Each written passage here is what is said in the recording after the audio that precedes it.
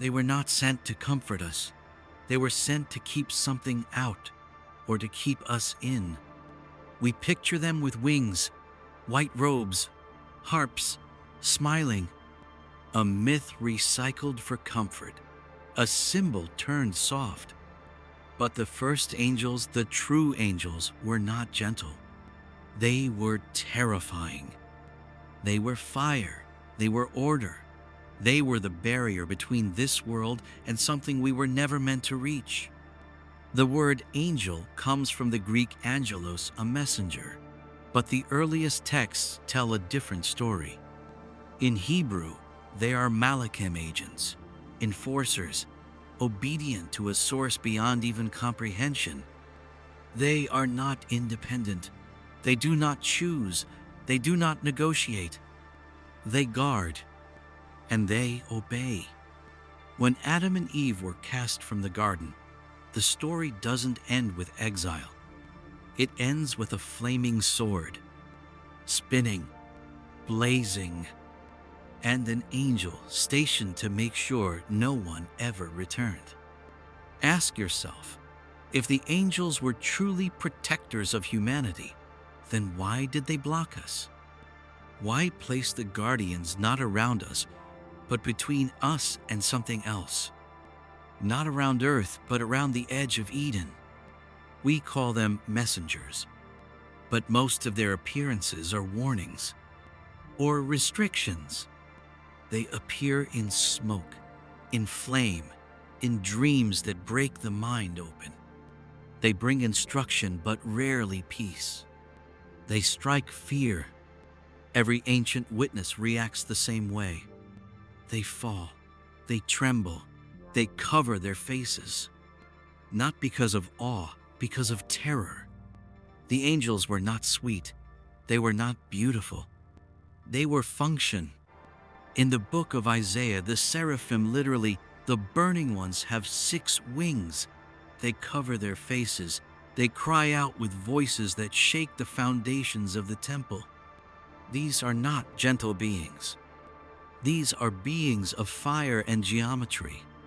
And they were always sent to contain, not to comfort, to close gaps, to seal ruptures, to keep something in place that we were never meant to touch. In the story of Babel, humanity builds upward to reach heaven, to ascend. What happens?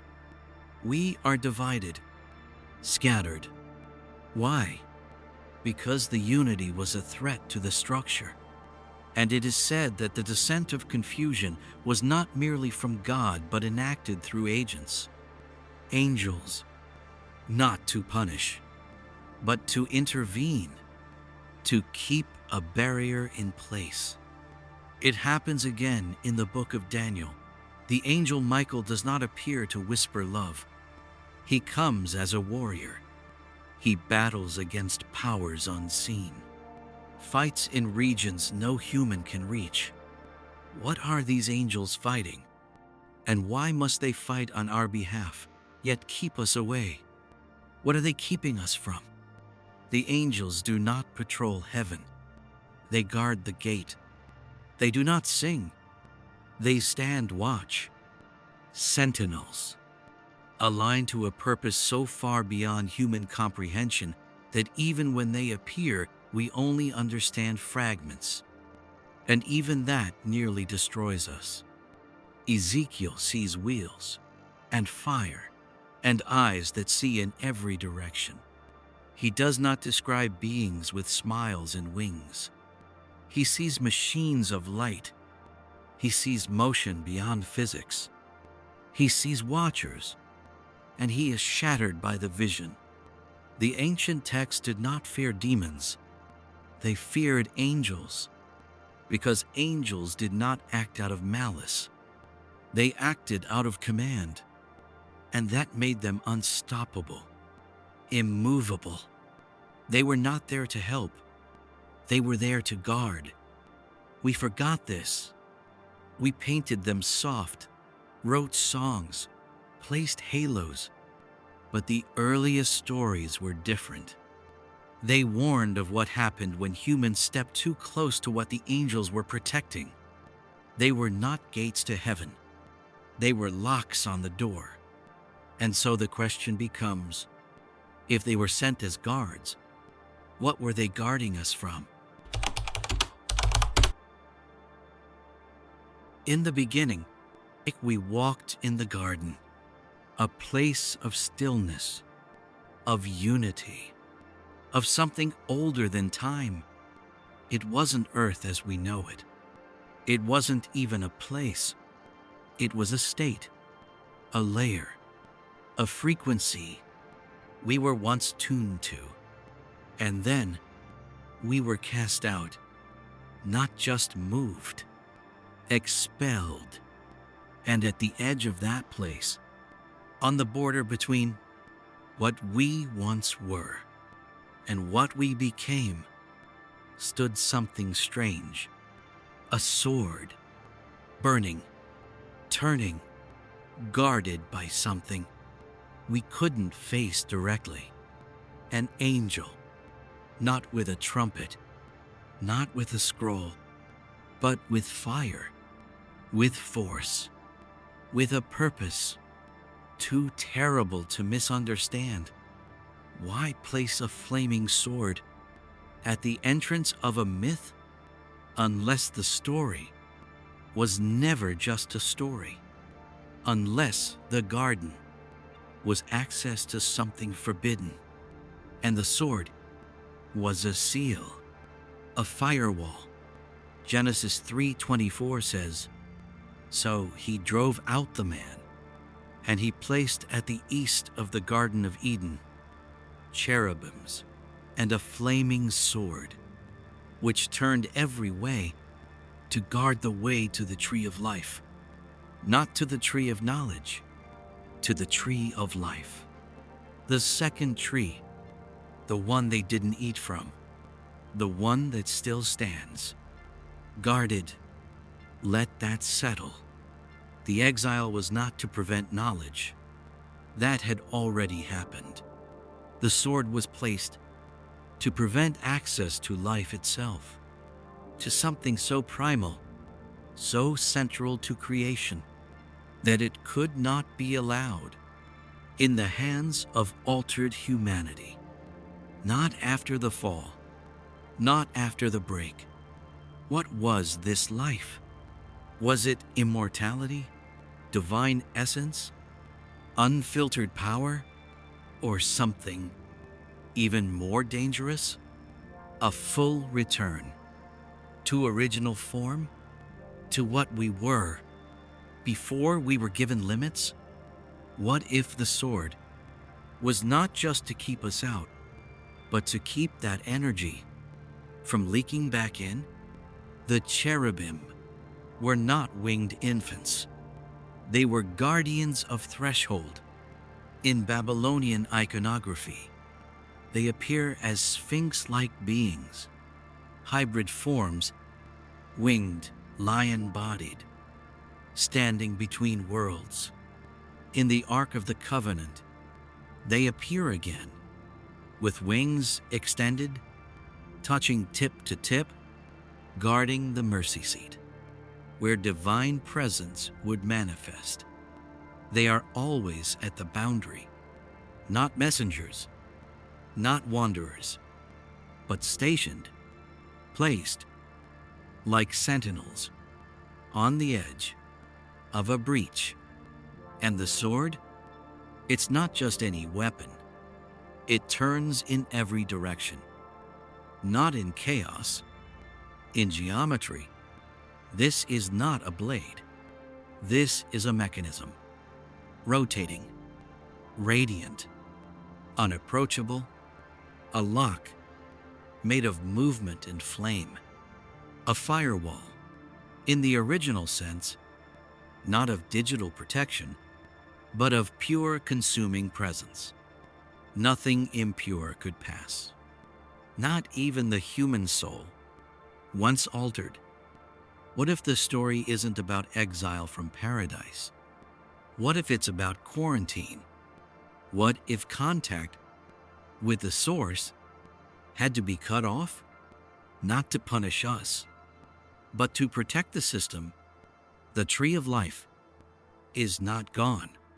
It's guarded, and someone, something, was given the role of keeping the gate shut, not forever, but until what? That's never said.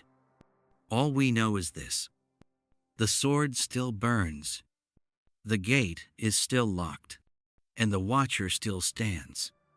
Some say the sword is symbolic, that it represents the danger of transcending too soon. Some say it's literal, a real barrier in a real space just outside visible perception. But all agree on one thing: you cannot pass, not in flesh, not in ignorance, not as you are now. And here's the question no one asks: why guard something if no one can return anyway? Unless someone has tried, unless something from this side has pushed against that gate, and unless the angel isn't guarding from the inside, but from the outside, to keep something in or to keep us from letting it out. So many stories repeat this theme: the sealed vault, the forbidden mountain, the closed temple, the place you must not go. Why the repetition? Because we have always known there is a gate, and there is a cost to crossing it. And the one thing that holds that gate shut is not God, not law, but the sword, the angel, the flame, not punishment, protocol. We always assumed the fall of man was about disobedience, a bite, a tree, a punishment. But the story doesn't say, "You shall not touch." It says, "You shall not know." Knowledge. The line was not about action. It was about access to something we weren't ready for, or maybe something we could never truly hold without fracturing. And yet we reached for it. We took the fruit, and something shattered. But here's what's strange. We were allowed to take from the tree of knowledge. It was not physically guarded. It was only after the fact, after our eyes were opened, that the tree of life was sealed off. Why? Because knowledge without balance is destruction. And that's exactly what happened. We didn't just learn, we became dangerous. Not to heaven, but to ourselves, to the structure, to the timeline, to whatever delicate equilibrium was being maintained. The sword came down because we crossed a line we didn't understand. So what was this forbidden knowledge? Not facts, not trivia, but something deeper. Some say it was awareness of duality, of death, of separation. But others say it was technology, a kind of interface, a pattern, a system of access, a key, not to Eden, but to something behind it. The Book of Enoch hints at this. It tells the story of the Watchers, a group of angels who came down to earth, not to guard, but to interfere. They gave humans knowledge, taught them the names of roots, how to use metal, how to make war, how to call down spirits, how to read the stars. It sounds like myth, but what they gave us was not simple craft. It was structure, blueprints, protocols, and with that came collapse. The world was not ready. The flesh was not stable. The minds were not trained. The energy too raw. And the Nephilim, the hybrids born of union between human and angel, were the living proof that something irreversible had occurred. The system began to break. Reality warped. And so, the flood came, not as punishment, as containment, because forbidden knowledge is not evil. It's untimely. The sin was not desire. It was activation, opening doors that the human frame couldn't survive, turning on receivers we didn't know how to tune, letting in data we couldn't process. Ancient myths across the world echo this. Prometheus gave fire and was chained. The Tower of Babel reached too high and language itself was shattered. Quetzalcoatl brought divine knowledge and vanished. Each time the theme is the same. A gift arrives too soon and the system rejects it, which leads to the question, who locked that knowledge away? And who still guards it? Because the texts are clear. There are still angels who hold the seals, who carry the names of locked gates, who stand in places between mind and matter, between waking and dream. The Kabbalists spoke of angels not as beings, but as currents of energy, gatekeepers of Sephiroth, each one a step in the ladder of consciousness. And only by passing through them could the soul ascend. Knowledge was initiation, and angels were the threshold. We've come to think that knowledge is freedom, but in these ancient traditions, knowledge is fire, useful, illuminating, but deadly if handled without preparation. And the role of the angels was not to deny it forever, but to protect the boundary until the vessel is ready. And maybe that time is now. Maybe that's why so many of us are remembering things we never learned, dreaming symbols we were never taught, longing for places we've never seen. Maybe the seal is weakening. Maybe the knowledge is leaking. Maybe the guards are stepping aside. Or maybe we're breaking in again, and this time, no flood is coming.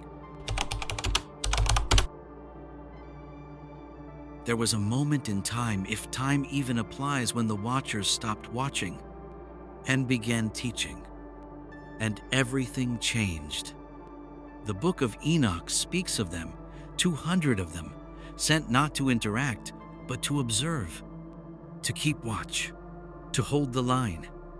They were called the Grigori, the Watchers, positioned on the threshold between the divine and the human, not to bless, not to interfere, just to ensure that boundaries remained intact, that the experiment remained clean. But they looked down and saw us, saw humanity, curious, vulnerable, capable of transformation, and they made a decision. Not out of evil, but out of desire, out of fascination, out of something that even the divine couldn't predict. They descended onto Mount Hermon, a sacred peak spoken of in multiple traditions. And there they swore an oath, bound themselves to break the order together, so that if one fell, they would all fall. They took human form, took human wives, birthed children, not ordinary children. The Nephilim, giants, mighty ones, but also unstable. Beings born of too much force, too much power, in too fragile a frame. And the world began to fracture. But worse than their bodies was their knowledge, because the Watchers did not come empty-handed.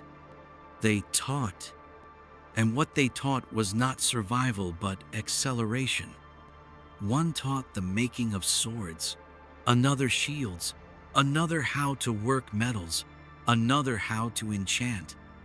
One taught astrology, another divination, how to abort children, another how to manipulate roots and poisons. They gave formulas, names, glyphs. Code, not to build a civilization, to alter it. In just one generation, the human timeline split. We learned things we were never meant to learn at that stage. And the system responded, not with a battle, with a flood, a reset. But before that, the judgment came. And it wasn't for us. It was for them, the Watchers. Enoch, the human scribe, was taken into their realm, given visions, shown what was to come, and he was sent to deliver the verdict. The Watchers were to be bound, their children destroyed, their knowledge buried, the places where they fell sealed. And to this day, some say their names are not to be spoken. They had failed their post. They were guardians who became guides, protectors who became corruptors. And whether they meant it or not, they violated the protocol. And the cost was beyond anything they could imagine. But here's what no one asks. Why did they fall at all? Why would beings of such high order choose to descend? Was it lust, curiosity, rebellion? Or was it something deeper? Was there a flaw in the design? A crack in the program? Or was it allowed, not by mistake, but as a test, to see what we would do with fire? Because we kept the knowledge. The Watchers were punished, but the teachings remained, smuggled into myth, carried in bloodlines, coded into symbols we no longer understand. Alchemy, Kabbalah, star charts, dream rituals, mystery schools, whispers of a wisdom we weren't supposed to have, but now do, and some say they never left.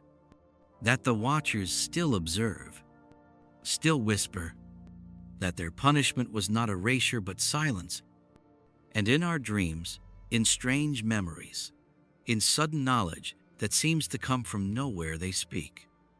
They continue what they began, but now from behind the veil, because once the boundary is crossed, it cannot be fully sealed again. The leak has begun, and angels do not forget. The image of a guardian suggests a place, a temple, a door, a gate.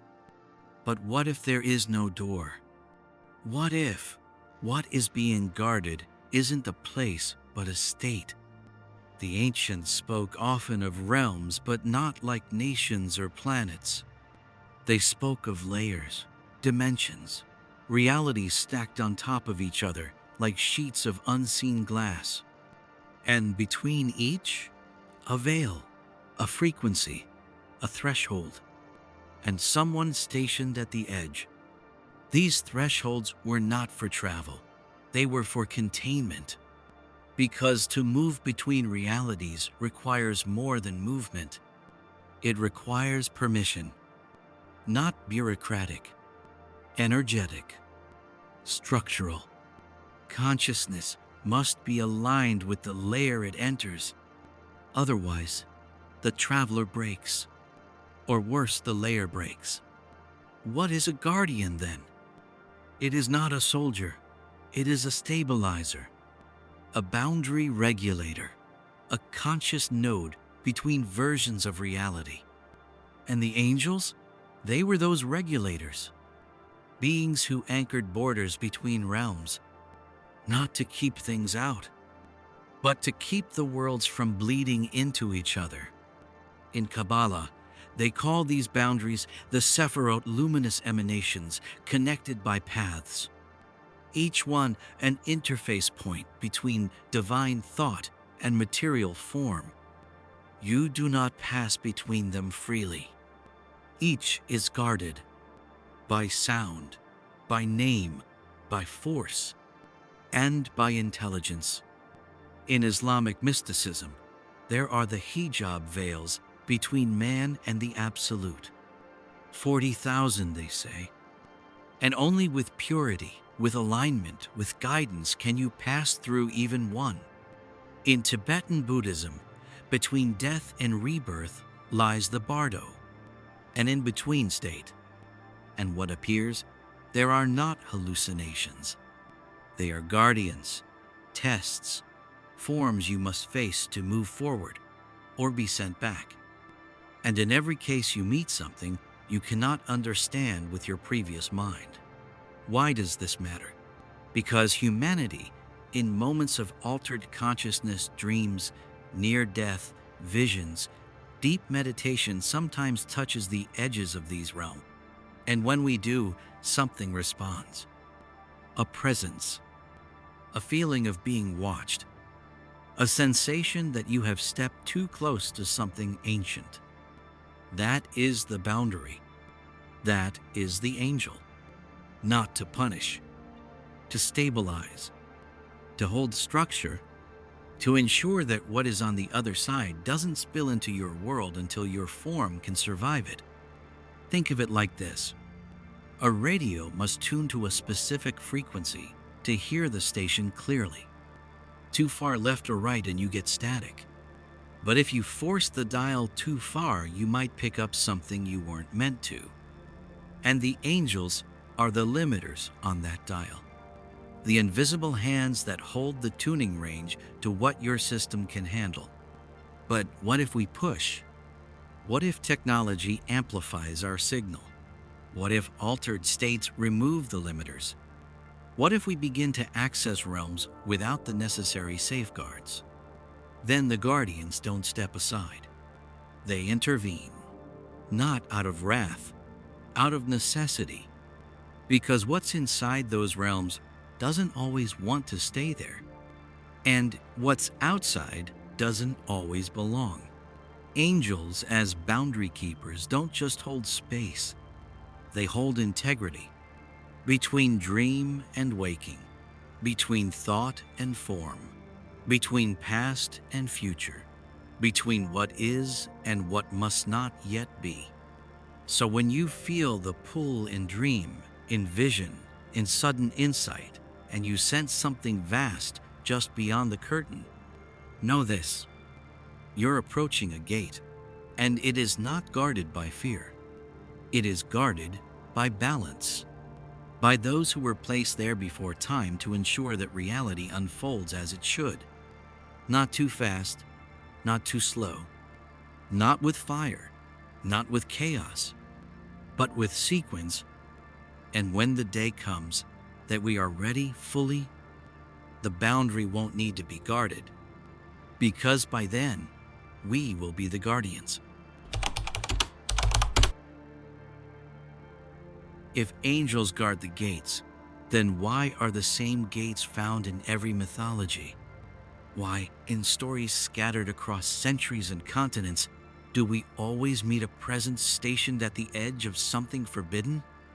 A keeper, a judge, a force that does not speak but will not move. In the Norse myths, they are the Norns, 3 women who sit beneath the roots of Yggdrasil, the world tree. They weave the fabric of fate, not gods, not mortals, but something else. They don't grant access. They don't allow passage. They simply maintain the pattern. And if you try to rewrite the weave, you meet resistance. Not as punishment, but as preservation. In the Egyptian Duat, the underworld, there are gates, 12 of them, each guarded by a being, each demanding recognition. You do not pass because you ask nicely. You pass because you carry something in your essence that proves you are ready. It's not a code, it's a frequency. In Tibetan mysticism, there are Dakinis, fiery, winged, etheric beings. They dance between dimensions, terrifying and beautiful. They are not angels in the Western sense. They are not comforting. They are agents of transformation. They appear when you are at the boundary of identity, ego, and dissolution. And if you are not aligned, they devour. not out of cruelty, out of necessity. In Zoroastrianism, there is a narrow bridge between life and afterlife, the Chinvat Bridge. It leads to the other side, and it too is guarded by spirits of truth and balance. If you are in harmony, you pass. If not, you fall. And the fall is not symbolic. It is dimensional. The archons of Gnostic cosmology block the higher realms of divine light. They are not evil. They are barriers, constructs of containment. You do not argue with them. You transcend them. They are tests, not enemies. In Hindu cosmology, there are devas and gandharvas who protect the pathways between the lokas, the worlds of matter, mind, energy, and beyond. They don't deny access for moral reasons. They deny access because your structure is not prepared. If you pass unready, your essence will shatter. Even in the Christian tradition, beyond the angel with the flaming sword, there is the book of Revelation, 7 seals, 7 angels, each guarding a threshold. And with each seal broken, something is unleashed. A truth, a transformation, a consequence. Why are these patterns so consistent? Why does every tradition have gates, veils, bridges, keepers? Why is there always a moment of confrontation before revelation? Because the myth is not invented. It is remembered. These are not metaphors. They are maps. Maps of consciousness. Maps of reality. Maps of places your mind cannot enter until it has been reshaped. Sometimes you feel it. In dream, in trance, in silence. A presence, not hostile, but immovable. Watching, waiting, measuring. It is not there to harm. It is there to ask the unspoken question, are you ready? And your body knows the answer before your mind does. So what are angels, really? Maybe not beings at all. Maybe not with wings, or robes, or faces. Maybe they are the threshold itself. The frequency wall, the harmonic lock, the fire at the edge of form. And maybe every culture gave them a name, because every soul eventually touches that fire. You do not pass because you believe. You do not pass because you want. You pass because you have become the answer to the question. And the guardian steps aside not in surrender but in recognition. You are no longer trying to enter the higher world. You are already becoming it. We imagine the angels as guardians of paradise, protectors of sacred knowledge, gatekeepers to enlightenment. And in some sense they are. But what if that's only part of the story? What if they weren't guarding the divine from us, but guarding us from something far more ancient, far more dangerous, that dwells behind the gates? Not heaven, not light, not love, but something other. Let's return to the beginning. The garden, the tree, the sword. The text says, lest he reach out his hand and take also from the tree of life and live forever. The fear was not that we would die. It was that we would live forever in a state of corruption, that the infection of knowledge, separation, duality would merge with immortality, and the result would not be divinity. It would be something else entirely. It would be unbounded will without alignment to source, power without pattern, consciousness unmoored. In ancient language, chaos manifest. Not chaos as confusion, but as raw force. Intelligence without compassion, creation without containment, God without harmony. And maybe, just maybe, that force is still there. still behind the veil, still pressing against the edges. And the angels, they stand not with swords, but with seals, keeping the structure intact. Because if we return too early, if we unlock the gates before we're aligned, we don't become gods. We become fragments, broken, twisted, hungry. In some traditions, they call it the abyss, not a place, a state, where form dissolves but ego remains, where power floods in but wisdom collapses. It is the place where mystics either transcend or go mad, and the only thing standing between that flood and us is the Watcher. So maybe the angels weren't protecting Eden. Maybe they were protecting Eden from us. Or worse, maybe they were protecting us from Eden, from something inside it we weren't ready to understand. What could that be? A truth too vast, a structure too unstable, a pattern so perfect that encountering it would shatter the mind still rooted in duality. The Sufis say, God is a sea without shore. Enter too soon and you drown, not as punishment, but as inevitability. Mystery schools taught this too. Knowledge was given in layers, veils lifted one by one, not to hoard power, but because too much light, too fast, blinds. That's what the angels were for. They are the dimmers, the regulators, the guardians of pace. Because enlightenment isn't about seeing everything. It's about becoming the kind of being who can see without burning. And now, in this age of instant data, fractured minds, techno-mysticism, and hunger for secrets, we reach again for the gate. We hunger for contact, transmission, descent, but we do not ask, what's waiting on the other side? And why it has waited so long?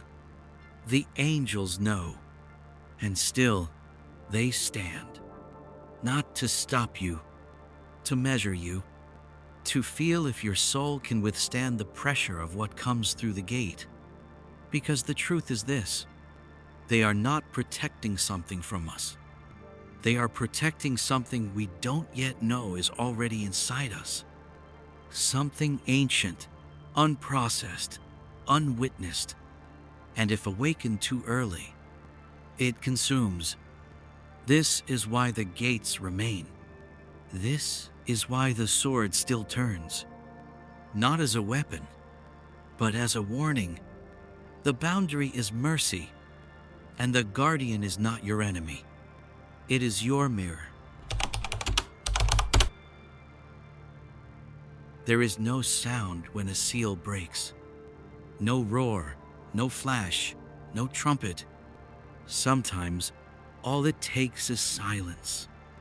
A lapse, a drift, a flicker of amnesia deep in the human soul.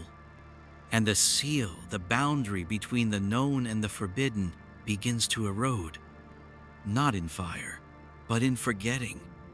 The Watchers once stood guard, clear, unyielding, fixed in place. But now, the world has shifted.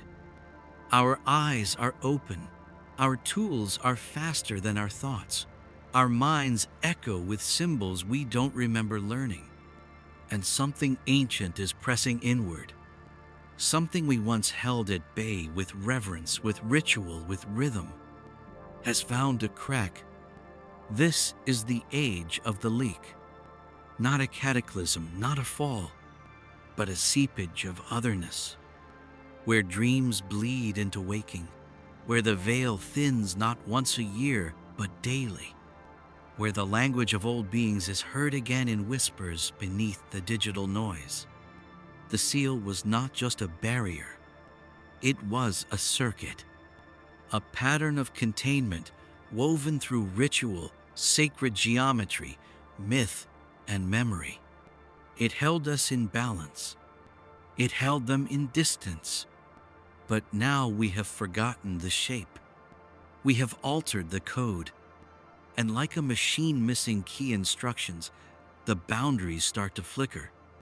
Unstable, reactive, porous. We see it in the strange awakenings. Children speaking of stars they've never seen. Artists drawing glyphs they never learned. Dreams repeating across thousands in different countries, different tongues. A pattern resurfacing. Not everything that returns is meant to be remembered. Because the broken seal is not just a doorway, it's an invitation. And not everything that accepts has our survival in mind. Some beings have waited for the moment when the watchers stepped aside, when the guardians looked away, when humanity believed itself alone. And in that silence they move, not through gates, but through us. Possession is no longer a thing of myth. It is now called influence, algorithm, impulse without origin. And we no longer ask, where did that thought come from? Because we no longer recognize when we are dreaming. But this isn't a story of doom. It is a story of potential. Because when the seal breaks, when the threshold opens, you face a choice. To be overwhelmed, or to become a guardian yourself. The original watchers fell because they crossed too soon. But now, we are evolving toward the gate, not to steal, not to dominate, but to become aligned, harmonic, able to stand in the presence of whatever was once hidden without collapsing. The seal broke because the time came. And now, a new kind of being must emerge. One who remembers the pattern, one who holds the line from within. Because the gates are no longer locked. They are open. And what happens next depends on whether we rise as intruders or as keepers. The guardians are watching, but not from above, from inside, in your memory, in your shadow, in the silence between your thoughts. They are waiting not to return, but to become you. The sword still turns, but it is not made of flame now. It is made of will, and it waits in the center of your being, spinning, measuring, ready, not to strike, but to open the next door when you are ready to pass through it.